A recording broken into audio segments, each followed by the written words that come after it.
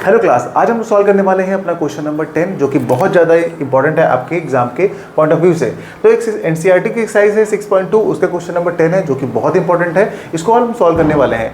देखिए, the diagonals of a quadrilateral ABCD intersect each other, यानी कि एक डायगोनल है, डायगोनल बना लेते हैं। चलिए, क्वाड्रिलेटर मतलब क्वाड्रिलेटर बना लेते हैं। क्वाड्रिलेटर में डायगोनल उसके इंटरसेक्ट कर रहे हैं एक दूसरे को। तो चलिए, हमने बना लिया कि ये अपना एक क्वाड्रिलेटरल है। क्वाड्रिलेटर मतलब जिसके 4 साइडें होती हैं, ABCD। ठीक है, इसके डायगोनल्स क्या है, एक दूसरे को इंटरसेक्ट कर रहे हैं। इंटरसेक्ट करने का मतलब है कि ये लाइन एक डायगोनल हो गई, एक डायगोनल ये हो गया। ये दोनों कहाँ कट कर रहे हैं एक दूसरे को, इस पॉइंट पे। इसका नाम O है, ऐसा बोल रखा है। सच दैट इतना ये आपको दिया हुआ है, ये आपको दिया हुआ है। शो करना है कि ये जो क्वाड्रिलेटर है ये एक ट्रेपीजियम है।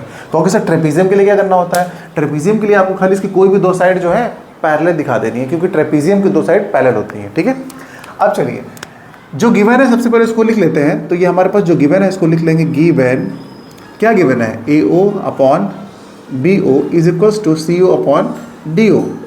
अब देखिए 9th वाले क्वेश्चन में क्या किया था, क्वेश्चन नंबर 9 में आपने क्या किया था, इसको क्रॉस मल्टीप्लाई किया था। तो यहाँ भी कर लीजिए, आप कहोगे सर AO अपॉन CO को नीचे ले आओ और BO को ऊपर भेज दो, बस। और इसको इक्वेशन फर्स्ट का नाम दे दो, इतना करके छोड़ दो इसको। अब क्या करोगे, अब एक कंस्ट्रक्शन कर लो। कंस्ट्रक्शन का मतलब है जो क्वेश्चन 9 में किया था वो यहाँ पर भी करना है आपको, यानी कि यहाँ से एक लाइन ड्रॉ कर लीजिए जिसका नाम E दे दीजिए, OE। अगर आपने इसे ड्रॉ किया है तो आपको लिखना पड़ेगा ड्रॉ OE। OE जो है वो पैरेलल है इसके AB के, किसी एक साइड के पैरेलल हमने लेट कर लिया। मान लीजिए हमने कि ये साइड इसके पैरेलल है, ऐसा लेट किया है हम लोगों ने कंस्ट्रक्शन में। ठीक है, अगर ये साइड इसके पैरेलल है तो एक ट्रायंगल में अगर 2 साइड पैरेलल हो जाती है तो हम क्या लगाते हैं, BPT। तो यहाँ पर लगा देंगे BPT, तो क्या होगा AE अपॉन ED। तो लिख लेते हैं, चलिए AE upon ED is equals to ये BO अपॉन DO। ठीक है, बाई BPT।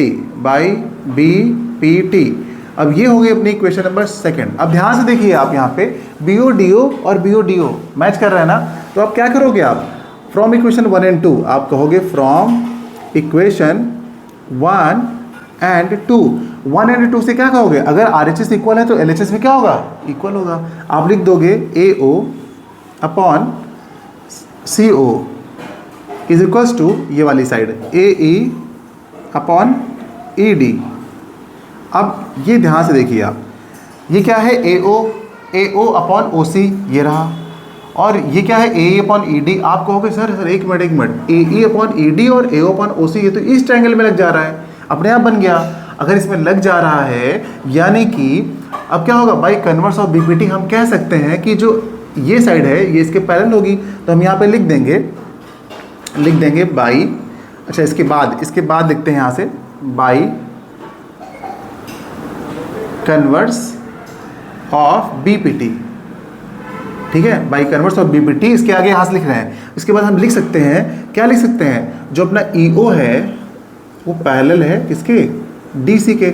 अब देखिए, अब यहाँ पे बहुत इंपॉर्टेंट बात है, ये एक तो ये मैंने प्रूव किया है, ये हम लोगों का निकल कर आया है और ये हम लोगों ने लेट किया था, कंस्ट्रक्ट किया था। तो इस केस में OE को AB के पैरेलल लेट किया था, लेकिन यहाँ पर OE ऑलरेडी इसके पैरेलल आ चुका है। तो जब OE देख रहे हो आप, जो EO है या OE है, ये दोनों के पैरेलल है। मतलब कि एक जो है वो AB के पैरेलल भी है और एक जो है DC के पैरेलल भी है। तो इसको हटाओ, इन दोनों को पैरेलल कर दो आराम से। तो आप कहोगे हेंस, ठीक है, hence AB parallel to DC। So ABCD is a trapezium. बस, अगर इसकी 2 साइड पैरेलल हो गई तो एक क्वाड्रिलेटर क्या बन गया, ट्रेपीजियम बन गया। देख रहे हैं, बस इतना सारा आपको बस लिखना है, बहुत ही ज़्यादा आसान है। उम्मीद करते हैं कि ये जो एक स्टेप बताया वो आपको समझ में आया होगा, है ना। अगर फिर भी इसमें कोई डाउट रह गया हो आपको तो आप हमें कमेंट कीजिएगा, आपकी प्रॉब्लम का सोल्यूशन करेंगे। ठीक बच्चों, तो ये वाली एक्सरसाइज जो 6.2 है वो अपनी कंप्लीट होती है यहीं पर। अब हम लोग मिलने वाले हैं अगली एक्सरसाइज मैंने 6.3 में, जिसमें और भी थोड़े से बेहतरीन क्वेश्चन होंगे। लेकिन जो भी बच्चा मेरे साथ एक क्वेश्चन करता चला आ रहा है उसको कोई भी प्रॉब्लम नहीं हो रही हो, क्योंकि मैंने बिल्कुल बेसिक्स लेवल से एडवांस लेवल तक ले चलने का आप लोगों को वादा किया है। तो अभी तक का जो सफ़र है पूरा कंप्लीट नहीं हुआ है, क्योंकि 6.2 अभी हुआ है और 6.3 प्लस PYQ बाकी है। तो पूरा जब लगा लेंगे ना, तो यहाँ से जो 2 क्वेश्चन आते हैं वो आपके बिल्कुल मतलब 5 नंबर तो यहाँ से पक्के होने वाले हैं आपके बोर्ड में, तो वो आपकी कंफर्म करा के रहूँगा मैं। ओके, तो अपने दोस्तों के साथ शेयर कीजिएगा और आप हमें थोड़ा सा सपोर्ट भी कीजिएगा। मिलते हैं अगली क्लास में नई एक्सरसाइज के साथ। Bye bye.